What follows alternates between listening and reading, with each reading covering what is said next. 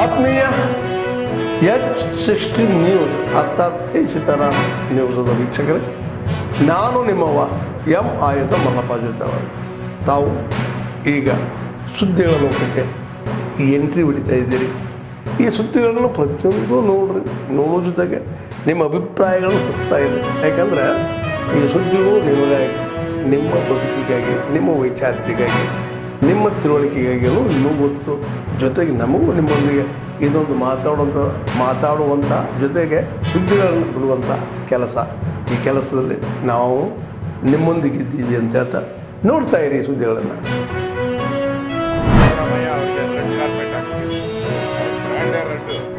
Red carpet ಹಾಕಿ ಎಲ್ಲರನ್ನು ಕರೆದು ಸಿಟಿಯಲ್ಲಿ ಸೆಟ್ಲ್ ಔಟ್ ಅವ್ರಿಗೆ ಕಾಡಲ್ಲಾಗಿದ್ದರೆ ಊಟ ಬಟ್ಟೆಗೆ ಅಲಿಬೇಕಾಗಿತ್ತು. ಇಲ್ಲಿ ಸಿಟಿಯಲ್ಲಿ ಎಲ್ಲ ಸಿಗುತ್ತೆ. ಏನು ಮಾಡೋದು? ಹಿಂದೂ ದೇವಸ್ಥಾನಗಳಿಗೆ ಅಟ್ಯಾಕ್ ಮಾಡೋದು, ಹಿಂದೂ ದೇವಸ್ಥಾನಗಳಿಗೆ ಅವಮಾನ ಮಾಡುವಂಥದ್ದು. ಈ ಸಿದ್ದರಾಮಯ್ಯನವರಿಗೆ ಇಡೀ ರಾಜ್ಯದಲ್ಲಿ ಪ್ರತಿದಿನವೂ ಕೂಡ ಸಾವಿರಾರು ಕೇಸ್ಗಳು ಬರ್ತಾವೆ. ಸಾವಿರಾರು ಅರ್ಜಿಗಳು DC-ಗೆ SP ಕೊಡ್ತಾರೆ. CBI ತನಿಖೆ ಮಾಡಿ, ED ತನಿಖೆ ಮಾಡಿ, ಏನೇನೋ ತನಿಖೆ ಮಾಡಿ ಅಂತ ಕೊಡ್ತಾರೆ. SIT ಮಾಡಿ ಯಾವುದಾದಕ್ಕೂ ಕೊಡ್ತಾರೆ. ಯಾರಾದರೂ ವಿಧಾನಸಭೆಯಲ್ಲೂ ಕೂಡ ನಾವು ಫೈಟ್ ಮಾಡ್ತೀರಿ. SIT ತನಿಖೆ ಮಾಡಿ ಅಂದರೆ ನಾವು ಯಾರು ಹೇಳಿದ್ರು ಮಾಡಲ್ಲ. ಇವತ್ತು ನಾಯಕರು ಹೇಳಿದ್ರು ಮಾಡಲ್ಲ, ಯಾರು ಹೇಳಿದ್ರು. ಅವನು ಏಕಾಏಕಿ ಅವನು ಎಲ್ಲಿಂದನ ಬಂದವನು ಅನಾಮಿಕ ಅಂತ ಹೇಳ್ಬಿಟ್ಟು ಬಂದ್ಬಿಟ್ಟು ಮುಸ್ತಿದಾರಿ ಹಾಕ್ಬಿಟ್ಟು SIT ಮಾಡಿ ಅಂತ ತಕ್ಷಣ ಮಾಡ್ಬಿಡ್ತಾರೆ ಸಿದ್ದರಾಮಯ್ಯ. ಅಂದರೆ ಸಿದ್ದರಾಮಯ್ಯನ ಮನಸ್ಥಿತಿ ಏನೈತೆ? ಅವರು ಈ ಗ್ಯಾಂಗು, ಈ ಟಿಪ್ಪು ಪ್ರೇರಿತವಾದಂಥ ಟಿಪ್ಪು ಸಿದ್ಧಾಂತಗಳನ್ನು ಇರ್ತಕ್ಕಂಥ ಗ್ಯಾಂಗಿಗೆ ಸಿದ್ದರಾಮಯ್ಯ ರೆಗ್ಯುಲರಾಗಿ ಬೆಂಬಲ ಕೊಡ್ತಾರೆ. ಮತ್ತು ಇವತ್ತಿಂದಲ್ಲ, ಅವರು 2013ರಲ್ಲಿ ಮುಖ್ಯಮಂತ್ರಿ ಆದಾಗಿಂದನೂ ಕೂಡ ಬೆಂಬಲ ಕೊಟ್ಕೊಂಡ್ಬರ್ತಾರೆ. ಆ ಗ್ಯಾಂಗು ಈಗ ಅವನು ಯಾವನು ಮೇಯ್ನ್ ಸೋಷಿಯಲ್ ಮೀಡಿಯಾದಲ್ಲಿ ಮಾಡ್ತಾವನಲ್ಲ, ಅವನು ಯಾರೋ ಸಮೀರ್ ಅವನು ಯಾರು? ಅವನು PFI SDP ಕಾರ್ಯಕರ್ತ. ಈ ಸಿದ್ದರಾಮಯ್ಯ ಅವನ ಮಾತು ಕೇಳ್ಕೊಂಡು ಕೊಡ್ತಾ ಇದ್ದಾರೆ ಅಂತಂದರೆ ಇದರಿಂದ ಯಾರಿದ್ದಾರೆ? ಸಿದ್ದರಾಮಯ್ಯ ಇದ್ದಾರೆ. ಅವರ ಆಫೀಸ್ ಪೂರ್ತಿ CM ಆಫೀಸು ಇವರಿಂದ ಸುತ್ತುವರೆದ್ಬಿಟ್ಟಿದೆ. ಈಗ SIT ತನಿಖೆಯನ್ನು ಕೊಟ್ಟಿದ್ದು ನಾವು ಸ್ವಾಗತ ಮಾಡಿದ್ದೀರಿ, ಇಲ್ಲ ಅಂತ ಹೇಳಲ್ಲ. ಪ್ರಾರಂಭದಿಂದನೂ ಹೋರಾಟ ಮಾಡ್ತಾ ಇದ್ದೀವಿ. ಇವತ್ತೇನು ಹೋರಾಟ ಮಾಡ್ತಾ ಇಲ್ಲ. ಈ ತನಿಖೆ ಶುರುವಾದಾಗಿಂದ ಕೂಡ ನಾವು BJP ನಾವು ಹೋರಾಟ ಮಾಡ್ತಾ ಇದ್ದೀರಿ. ನಮಗೆ ವೀರೇಂದ್ರ ಹೆಗ್ಗಡೆ ಅನ್ನೋದಕ್ಕಿಂತ ಮುಖ್ಯವಾಗಿ ಧರ್ಮಸ್ಥಳ ಮುಖ್ಯ, ಮಂಜುನಾಥ ಮುಖ್ಯ.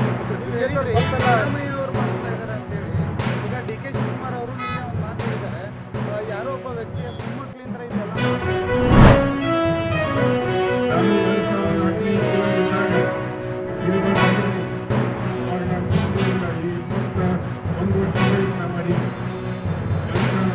ಈ ರಾಜ್ಯದ ಮತದಾರ ಪಟ್ಟಿಯನ್ನು ಪುನರ್ವಿಮರ್ಶೆ ಮಾಡಲಿಕ್ಕೆ ನಮ್ಮಲ್ಲಿ ಶಿವಸೇನೆ ತಾಯಿ ಸರ್ಕಾರಗಳನ್ನು ಭಾವಿಸುತ್ತೇನೆ.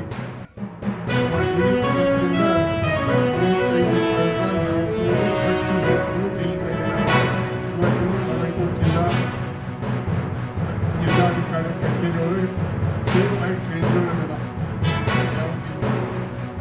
ಪ್ರಜಾಪ್ರಭುತ್ವ ಯಾಕೆ ಮಾಡಬೇಕು? ಪ್ರಜಾಪ್ರಭುತ್ವದ ಖಗೋಲೆ ಇದು.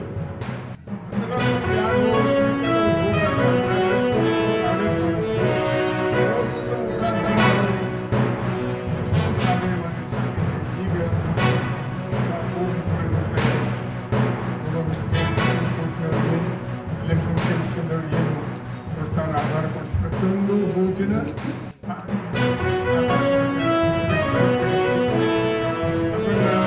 ಸರ್ಕಾರ ತೆಗೆದು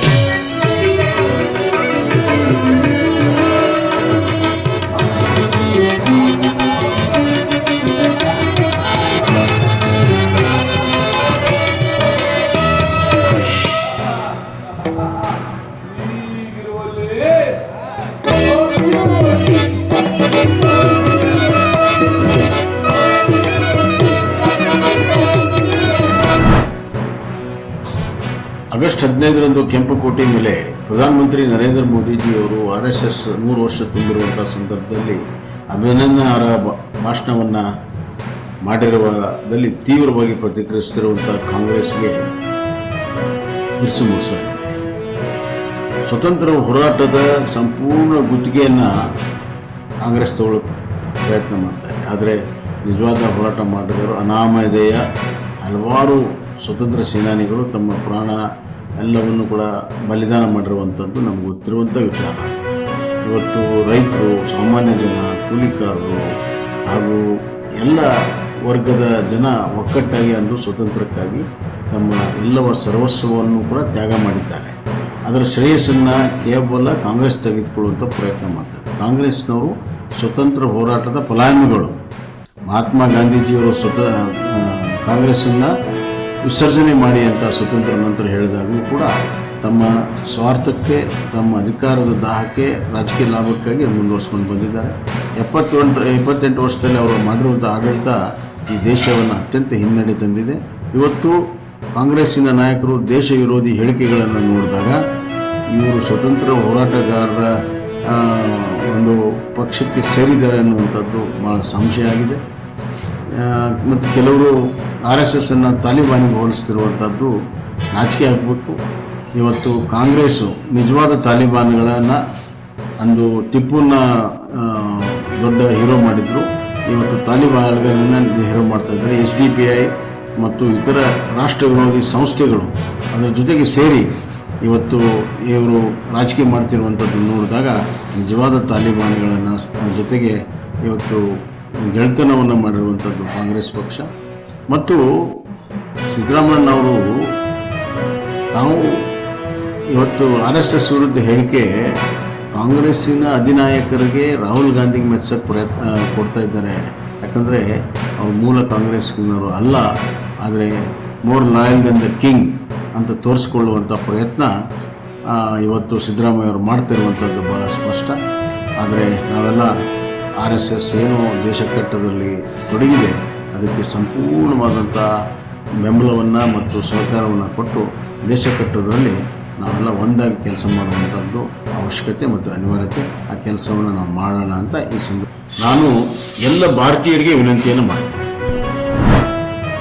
ಆದ್ಮೇಲೆ ಎಲ್ಲ ಸುದ್ದಿಗಳನ್ನು ನೋಡಿದ್ರಲ್ಲ, ಏನು ಅನಿಸ್ತಿರಲ್ಲ? ಇದರಲ್ಲೇ ನಿಮ್ಗೆ ಲೈಕ್ ಆಗಿರ್ಬೋದು, ಡಿಸ್ಲೈಕು ಆಗಿರ್ಬೋದು, ಕಾಮೆಂಟ್ ಬೇಡಪ್ಪ ಅಂತ ಅನಿಸಿರ್ಬೋದು, ಕಾಮೆಂಟ್ ಮಾಡಬೇಕಪ್ಪ ಅನಿಸಿರ್ಬೋದು, ಶೇರ್ ಮಾಡಬಾರ್ದಪ್ಪ ಅನಿಸಿರ್ಬೋದು, ಅದು ಮಾಡಬೇಕು ಅನಿಸಿರ್ಬೋದು. ಏನಾದರೂ ಆಗಲಿ ಶೇರ್ ಮಾಡ್ತಾಯಿರ್ರಿ, ಈ ನ್ಯೂಸ್ಗಳನ್ನ ಹಂಚ್ತಾ ಇರಿ, ಜೊತೆಗೆ ಇದಕ್ಕೆ ಸಬ್ಸ್ಕ್ರೈಬ್ ಆಗ್ತಾ ಇರಿ ಅಂತ ಹೇಳ್ತಾ H16 ನ್ಯೂಸ್ ಅರ್ಥಾತ್ ಹೇ ಸೀತಾರಾಮ್, ಇದು ಸತ್ಯದ ಕೈಗೆ ವಂದನೆಗಳು.